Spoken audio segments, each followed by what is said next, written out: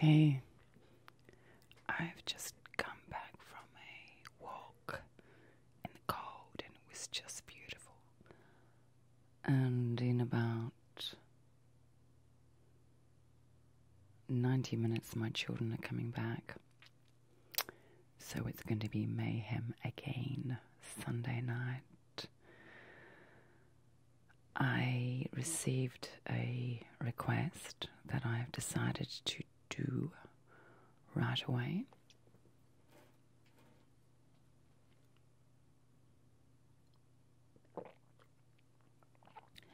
And I'm currently loading a video on the other computer, so I can't turn this computer off at the moment, so there's going to be a buzz.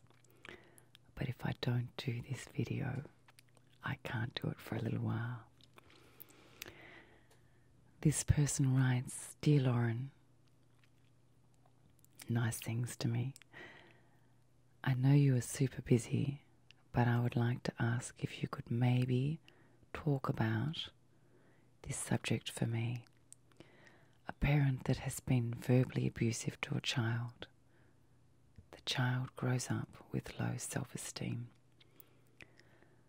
but as a grown-up wishes to let go, not forgive, but let go, and form a love with that parent." That's a beautiful letter, and I really wanted to respond to that because there's so much in that letter. Let's have a look at it. A parent who has been verbally abusive to a child.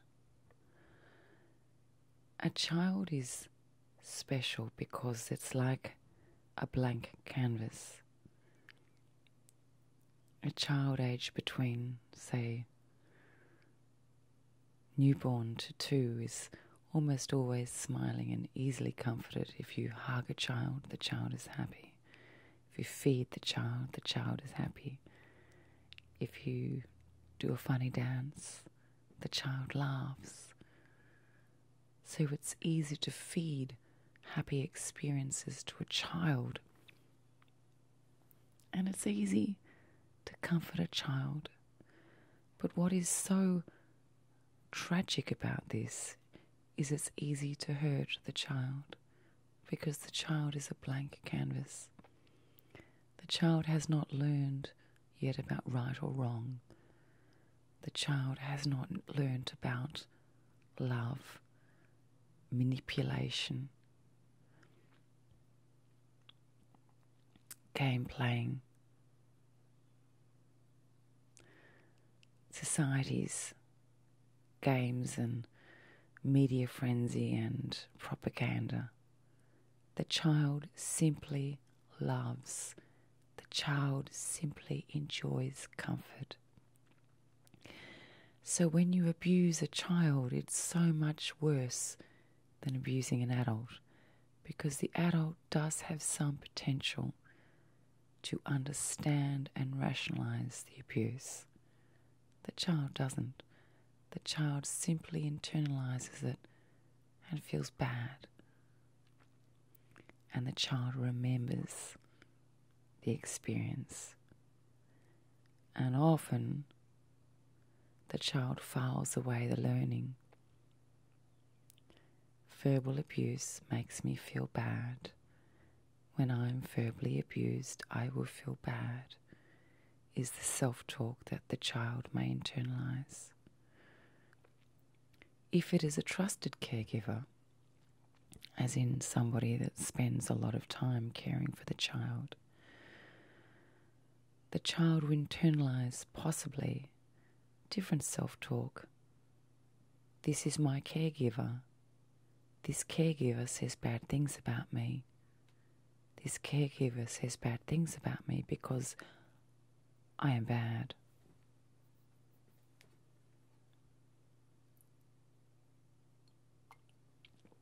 I'm not talking about what is right and what is wrong here.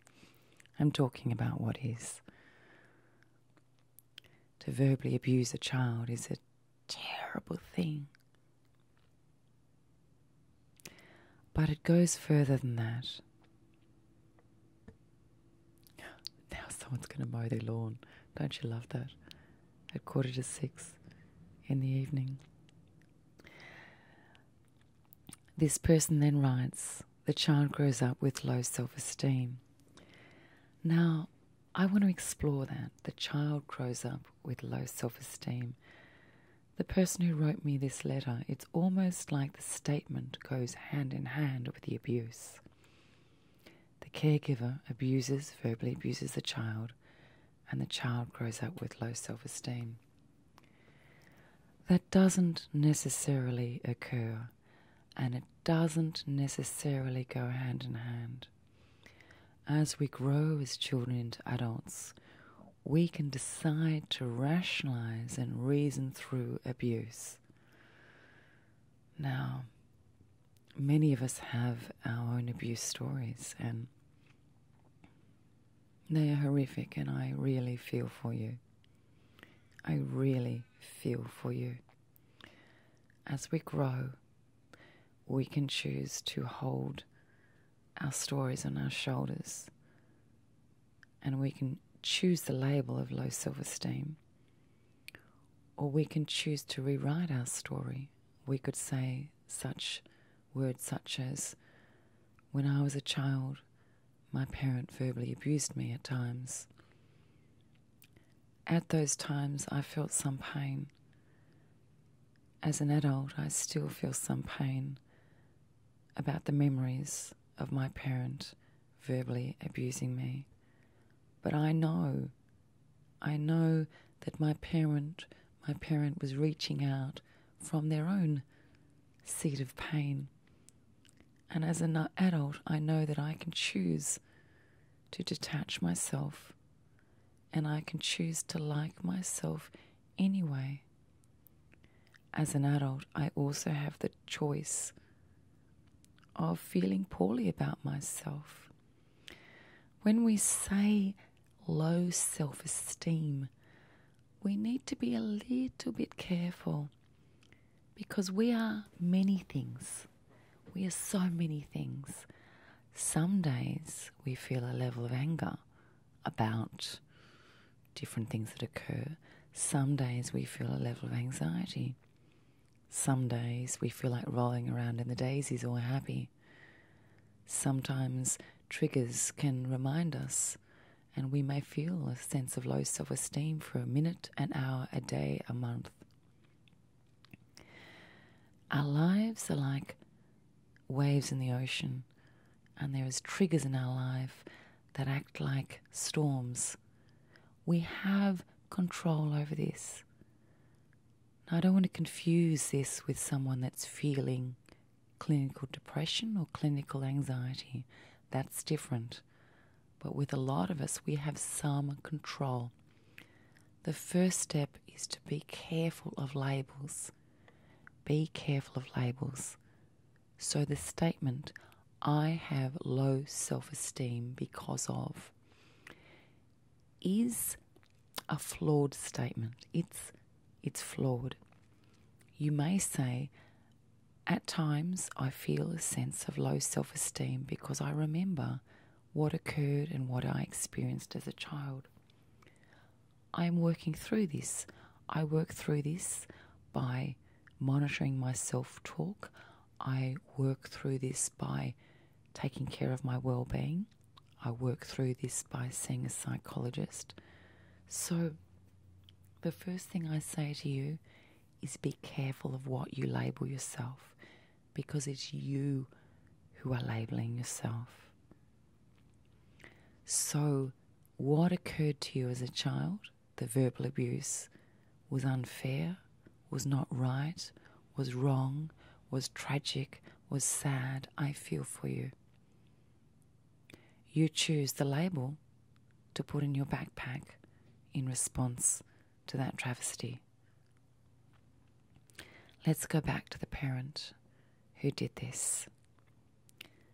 A parent or a caregiver that verbally abuses a child is hurting, they're in pain. It doesn't make it okay. But if you're working through the issue, that caregiver is experiencing pain. They are role modelling what they've learnt as a child most likely. They are lashing out, attempting to cause pain to someone else because they don't know better, because they're hurting themselves, because they're suffering themselves. We need to break the chain. We break the chain by choosing the label that we wear or place upon our own shoulder for a start. We break the chain by understanding it's a process. You don't close the door and walk away from the pain. You process it slowly over time, and you're kind to yourself, and you adopt a professional support team. Now, the child grows up with low self-esteem, but as a grown-up wishes to let go, not forgive, but let go and form a love with that parent. The grown-up wishes to let go, not forgive. The child chooses to let go, not forgive. We could discuss definitions of words, and we could debate what forgiveness actually is. To forgive someone doesn't mean to lay yourself at their feet. It means to understand what they've done and to feel compassion. Now, you who have written me this letter, you've already forgiven that person. I know you have forgiven that person because it's obvious in your letter. You want to let go, but you want to keep your sense of self in the process. You feel a little level of anger that this person has abused you. It is time to let go. The person has experienced a lot of pain. They lack awareness. They lack sense of self. And you're ready to fly. Forgiving doesn't mean forgetting. Forgiving means setting boundaries to protect yourself. Forgiving means that you no longer say you have low self-esteem. You may say that there are times in your life that you feel a sense of low self-esteem, but you do not have low self-esteem. It's not a plague or a disease that you catch. We feel low self-esteem at times. We do not have low self-esteem. Do you understand the difference? We do not become a anxiety or depression. We feel it at times. And this is separate to clinical depression and anxiety. But as a grown-up wishes to let go, not forgive, but let go and form a love with that parent, you already feel love for that parent, but you have no control over what that parent or caregiver can offer back. I would theorize that a parent that is verbally abused, if they're not capable of taking responsibility for that verbal abuse, they may not be capable of unconditional love. And it's up to you to accept that parent the way they are.